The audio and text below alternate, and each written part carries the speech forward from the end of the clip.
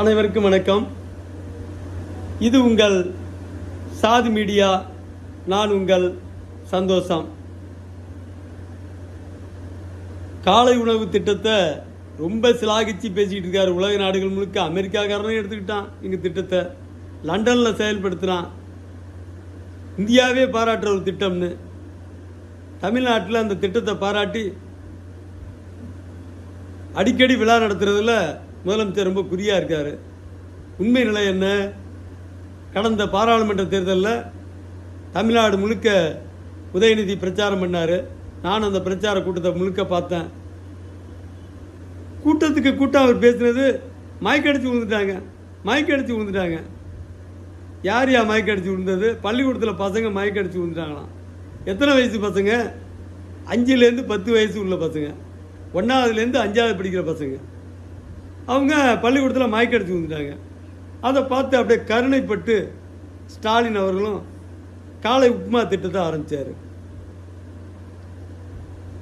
பள்ளிக்கூடத்தில் 5ஆவது வரைக்கும் படிக்கிற பசங்களுக்கு காலை உணவு திட்டம். 5ஆவது வரைக்கும் படிக்கிற பசங்கன்னா அவங்களுக்கு வயசு 5லேருந்து 10.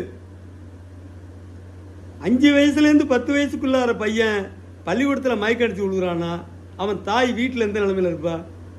அவனுடைய தாய்க்கு எப்படியும் வயசு 25லேருந்து 30க்குள்ளார இருக்கும். இளம் தாய். பள்ளிக்கூடத்தில் புள்ள மயக்கடிச்சு விழுதுன்னா பிள்ளைக்கு சோறு போடாமல் அவள் சாப்பிட்ருப்பாளா? வீட்டுக்கு போய் பார்த்தா அவன் மயக்கடிச்சு விழுந்துருப்பா. என்னத்தான்னு தூக்கி விசாரித்தோம்னா அதுக்கப்புறம் பார்த்தா பிள்ளைக்கு பொண்டாட்டிக்கெல்லாம் சோறு போடாமல் பையன் என்ன பண்ணுறான்?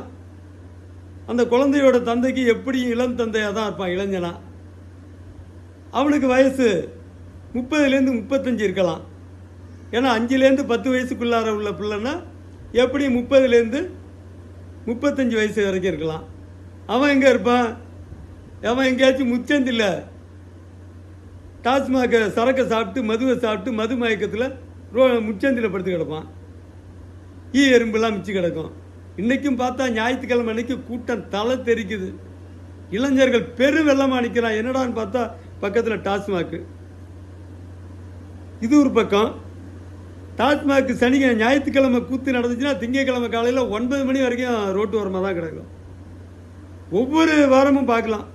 காலையில் 9 மணி சரியான வெயில் அடிக்கும். சாக்கடை மாதிரி சைடு ஓரத்தில் கிடப்பான். ரோட்டில் பஸ்ஸெல்லாம் ஒதுங்கி தான் போவான். சைக்கிளு, பஸ்ஸு, பைக்கு எல்லாம்.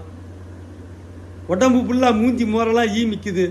அவ்வளவு அழுக்கு எல்லாம் உருண்டு பிறண்டது. ராத்திரி ஃபுல்லாக உருண்டு பிறண்டது சாக்கடையில், குடிப்போதையில். இவன் புள்ள பள்ளிக்கூடத்தில் மயக்கடிச்சு விழுந்தான். இளம் தாய் வீட்டில் மயக்கடிச்சு விழுந்தா சோத்துக்கு வழி இல்லாமல். பெத்த அப்ப இளைஞன் ரோட்டு ஓரமாக முச்சந்தியில் மயக்கடிச்சு விழுந்து எறும்பு கடிக்க கிடக்கிறான். பிள்ளைய தாளாட்டி சீராட்டி வளர்த்த தாய் என்ன பண்ணுறா? கடிக்காமல் இரும்பு கடிக்காமல் வளர்த்த புள்ள முச்சந்தியில் கிடக்குது, எறும்பு மிச்சு. அந்த தாய் போகிறா அங்கேருந்து 100 நாள் வேலை. அன்றைக்கி 100 நாள் வேலைக்கு போகிற அந்த பெண்மணிக்கு ஸ்பெஷல் சம்பளம் பொதுக்கூட்டத்துக்கு போனான். 100 நாள் மீட்டரும் போட்டுருவான். அவனை தான் இப்போ ஏஜெண்ட்டு. 100 நாள் வேலை வாங்குறவன் தான் அன்றைக்கி ஏஜெண்ட்டு கூட்டத்துக்கு ஃபுல்லாக. 100 நாள் வேலையில் மீட்ரு ஏறிடும் வேலைக்கு போகாமலே. கூட்டத்துக்கு போனால் 200 ரூபாவா காசு, அதுக்கு மேலே புளியோதரை. அங்கே போய் இந்த வயசான பெண்கள் என்ன நினைக்கிறாங்க? வாயை ஆன்னு திறந்து நான் நிறைய பேர் விசாரித்தேன். ஏம்மா யாருமா வராங்க எல்லாம் அங்கே எல்லாம் கூட்டத்துக்குன்னா எல்லாம் போனவங்களை கூப்பிட்டு விசாரிச்சா சொல்கிறாங்க, எல்லாம் வயசான கிளவி ஃபுல்லாக வாயை திறந்துட்டு வந்து நிற்கிது, பெருமூச்சு வாங்குது, வெயில். காலையில் 11 மணிக்கு மேலே தான் தலைவர்கள் வராங்க. இவன் 8 மணிக்கெலாம் கொண்டு போய் நிப்பாட்டிறான். 9 மணிக்கு கூட்டம்னு சொல்லி. அப்போ பார்த்தா மணி 11 ஆகிடுது. 11 மணிக்குள்ளார வெயில் தாங்க முடியாமல் அங்கே வயசான கிழவி வாயை திறந்துட்டு மூச்சு வாங்கிட்டு இருக்குது. இது இந்த நிலைமை. இதுதான் நாடு. இதுதான் காலை உணவு திட்டம். புள்ள ஒரு பக்கம் மயங்கி விழுகிறான், ஆத்தா ஒரு பக்கம் மயங்கி விழுகிறான், அப்பம் ஒரு பக்கம் மயங்கி விழுகிறான். அந்த தாய் புளியோதரைக்கு 200 ரூபாய்க்கு அங்கே போய் நின்னா 200 ரூபா கொடுக்குறானா? அதான் 100 நாள் திட்டத்தில் உனக்கு சம்பளம் போட்டாச்சா, நீ 100 ரூபா மட்டும் வாங்கிக்கணும், அவன் 100 ரூபா எடுத்துக்கிடுவான் கமிஷன். இப்படிப்பட்ட சூழ்நிலையில் மயக்கடிச்சு விழுந்துட்டாங்க. திருடுறதுக்காகவே திட்டம் போடுறவன் அரசியல்வாதி, போட்ட திட்டம் எதுவாக இருந்தாலும் மொத்தமாக சுரண்டுறவன் அரசு அதிகாரி. சத்துணவு திட்டம் ஏற்கனவே 90% ஊழல். எங்கேயுமே பள்ளிக்கூடத்துக்கு வரவே பிள்ளைங்க தயாராக இல்லை. 1000 பசங்க படிக்கிற இடத்துல 50 பசங்க தான் சாப்பிட்றாங்க. அதுவும் கூட கிட்டத்தட்ட முட்டை மட்டும் கொடுக்குறான் ஒரு குறிப்பிட்ட நபருக்கு. ஒரு 1000 பேருக்கு ஒரு 200 பேர் 300 பேர் முட்டை மட்டும் வாங்கிப்பான் வாரத்தில் 2 நாளைக்கு. ஆனால் அவனுக்கு சேர்த்து பில் எடுத்துக்கிட்டு இருக்காங்க.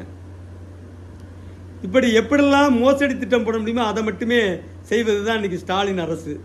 ஸ்டாலின் அரசு மட்டும் இல்லை, அதுக்கு முன்னாடி இருந்த அரசாங்கமும் அப்படி தான், அவங்க அப்பா அரசாங்கமும் அப்படி தான், ஜெயலலிதா அரசாங்கமும் அப்படி தான். ஆட்சி தான் மாறுகிறதே தவிர காட்சிகள் மாறலை. இதில் மாணவர் கல்வி கடனை ரத்து பண்ணுறதுக்கு மனம் வரலை. நகை கடனை ரத்து பண்ணுறான். நகையை யார் வச்சது? சேட்டு வச்சான், வடநாட்டு சேட்டு. அதுக்கு மேலே வச்சவன் உங்கள் கட்சிக்காரனே எவனா ஒருத்தர் 2 பேர், ரொம்ப அபூர்வமாக எல்லா கட்சிக்காரனும் பயன்படுத்தலை.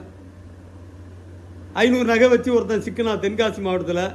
இதெல்லாம் போலி அட்டை. எல்லா பேங்க்லேயும் போலி நகை தான் வைக்க முடியும், ஒரிஜினல் நகைலாம் கிடையாது. 5 பவுன் நகை வைக்கிறவன் ஏழை. படிக்க வைக்கிறதுக்கு காசு இல்லாமல் இப்போ கடன் வாங்கி படிக்க வச்சவன் பணக்காரனா, அவன் கடனை ரத்து பண்ண மாட்டேன். இதை எதை செஞ்சால் திருடலான்னு கணக்கு போடுறான். 40,000 கோடி ஒதுக்கியிருக்கான் மக்களுக்கு. இதில் 5,000 கோடி போய் சேர்ந்தால் பெரிய சாதனையாக இருக்கும். 35,000 கோடி ஊழல். இதில் மிஞ்சி போனால் கட்சிக்காரனுக்கு ஒரு 5,000 கோடி சேர்ந்துருக்கும்.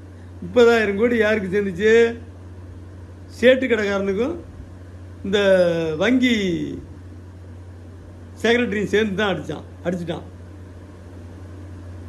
இதில் தெருவுக்கு தெரு போய் உதயநிதி போய் நின்றுட்டு மயக்கடிச்சு விழுந்துட்டாங்க. நீங்களாம் ஆட்சி நடத்தினா மயக்கடிச்சு தாண்டா விழுவான். திராவிட மாடல் ஆட்சி நடத்தினா மயக்கடிச்சு தான் விழுவான். இதெல்லாம் கேட்குறதுக்கு எதிர்கட்சியில் அவனும் திருடன் இவனும் திருடன். எவன் கேட்குறது? மேலே ஒரு மூதேவி இருக்குது 56 இன்ச்சு. 56 இன்ச்சு இங்கே நடக்கிற அத்தனை அட்டூழியத்துக்கு காரணம் இந்த 56 இன்ச்சு தான். அதுக்கு முன்னாடி இருந்த காங்கிரஸ் காரணம் தான். எதுக்காக சட்டம் போடுறான்? இந்த லஞ்ச ஊழலுக்கு எதிராக சட்டம் போட மாட்டேங்கிறான். லஞ்சத்தை தடுத்துட்டா நாட்டில் எந்த சட்டவிரோத செயலும் நடக்காது, குற்றச்செயல்களும் நடக்காது. இங்கே கூலி கொலையாளிகளும் இருக்க மாட்டான். காசுக்காக தான் கூலி கொலையாளிகள் வளர்க்கப்படுகிறார்கள், அது காவல்துறையாலும் சேர்த்து தான். இப்படிப்பட்ட சூழ்நிலையில் கதறி எழுகிறார்கள். இதில் அண்ணாமலைன்னு ஒரு ஆள், நாங்கள் டிஎம்கே ஃபைல்ஸ் சொல்லிடுறேன். அவன் அப்பா விட அவன் டிஎம்கேக்காரன். நீ மட்டும் ஒரே ஒரு தடவை சட்டம் போடு, மிக கடுமையான சட்டம் போடு. லஞ்சம் வாங்கினா ஊழல் பண்ணால் மொத்த சொத்தையும் பறிமுதல் பண்ணிடுவேன். அடுத்த தலைமுறைக்கு ரேஷன் கார்டு தர மாட்டேன் மந்திரியாக இருக்கவனுக்குன்னு சொல்லு. எவனாவது ஒரே ₹1 வாங்கிடுவானான்னு பார்ப்போம். காமராஜர் கக்கனியே பின்னுக்கு தள்ளிடுவான். அந்த அளவுக்கு நேர்மையாக இருக்க விரும்புகிறவன் தான் நம்ம பொன்முடி, செந்தில் பாலாஜி எல்லாம் உள்ளிட்ட அத்தனை மந்திரிகளும். இந்த அவங்கெல்லாம் லஞ்சம் வாங்குறதுக்கு காரணமே இந்த களவாணிகள் தான், மேலே இருக்க களவாணிகள் தான். லஞ்ச ஊழலுக்கு எதிராக வலிமையான சட்டம் இல்லாதனால, கேள்வி கேட்பாடே இல்லாத லஞ்ச ஊழல் நடக்கிறதுனால அவனை மந்திரிகளும் லஞ்சம் வாங்குறாங்க. ஒரு விவோ 200 கோடி ரூபா சம்பாதிக்கிறான். விவோ ரேஞ்சில் காவல்துறையில் எஸ்ஐயை சேர்க்கலாம், கிழக்கு அரசு துறைகளில் கிழக்கு ரேஞ்சில் உள்ளவங்களை சேர்க்கலாம். அவங்களுடைய சொத்து மதிப்பு 200 கோடி ரூபா. ஆய்வாளர் ரேஞ்சில் போனால் அவங்களுடைய சொத்து மதிப்பு 500 கோடி ரூபா. 100 நாள் வேலை திட்டத்தில் மேற்பார்வை பொறியாளர், டிப்ளமா படித்தவர்கள், அவர்கள் மேற்பார்வை பொறியாளர்கள், ஓவர்சியர், அவர்களுடைய இன்றைய சொத்து மதிப்பு 500 கோடி ரூபா. ஒரு பிடிஓவாக இருந்தால் 1000 கோடி ரூபா. ஒரு தாசில்தார்னா 2000 கோடி ரூபா. 1000லேருந்து 2000 கோடி ரூபா. 1000 கோடிக்கு மேலே பிடிஓ. ஒரு சார் பதிவாளர் 2000 கோடியிலேருந்து 5000 கோடி ரூபா. மற்ற இந்த பெரும்போட்டான ஆளுங்கள்லாம் இருக்காங்க. இந்த தமிழா பாண்டியன் சொல்கிற மாதிரி 20,000 கோடிக்கு மேலே சம்பாரித்தவங்களாம். அமைச்சர்களில் ஜெயலலிதாவுக்கு நிகரான சொத்து சேர்த்தவர்கள் திமுகவில் 15 பேருக்கு மேலே இருக்காங்க. மற்ற எல்லாருமே சொத்து குவிச்சிருக்காங்க. இதுக்கெல்லாம் என்ன காரணம்? மேலே இருக்கிற 56 இன்ச்சு ஒரு மாடு இருக்குன்னா அந்த மாடு கறவைக்கு பயன்படணும். அல்லது உழவுக்கு பயன்படணும். ரெண்டுத்துக்கும் இல்லாமல் தெண்டத்துக்கு எதுக்கு பயன்படணும், அதுக்கு எதுக்கு கட்டி தீனி போடணும்? பெரிய கோட்டும் சுட்டுமா மாட்டிக்கிட்டு உலகம் முழுக்க தெரிஞ்சா போதுமா? இந்த நாட்டில் நடக்கிற லஞ்ச ஊழலை தடுக்க கடுமையான சட்டங்கள் இயற்ற வேண்டாமா, செயல்படுத்த வேண்டாமா? மோடி அரசு பிரயோஜனம் இல்லாத அரசாக இருக்குது. என்னை கேட்டால் 56 இன்ச்சு இதுக்கெல்லாம் பத்தாது. நம்ம நடிகை மகாலட்சுமியோட கணவர் இந்த சைஸ் நல்லா 120 இன்ச்சு இருப்பார்னு நினைக்கிறேன். அவரை போட்டால் கூட ஒரு கால் சிந்திச்சு இந்த ஊழலை தடுக்கிறதுக்கு வழி ஏற்படுத்துறதுக்கு வாய்ப்பு இருக்குது. கூரை ஏறி கோழி பிடிக்க முடியாதவன் வானம் ஏறி வைகுண்டம் போனானா. இந்தியாவில் இருக்கிற ஊழல் லஞ்சத்தை தடுத்து மக்களை பாதுகாக்க தகுதி இல்லாத ஒரு பிரதமர் ரஷ்யா உக்ரைனோட போரை நிப்பாட்டுவாங்க. இதெல்லாம் சாத்தியமாது? மோடி அவர்களே, அண்ணாமலை அவர்கள் இங்கே நின்றுட்டு ஊழல் ஊழல்னு கத்துறதை தவிர்த்துட்டு டெல்லியில் போய் நின்று ஊழலுக்கு எதிராக சட்டம் போடுங்க, அதை தடுக்கிறதுக்கான வழியை தேடுங்க, சொல்லுங்க. நன்றி, வணக்கம்.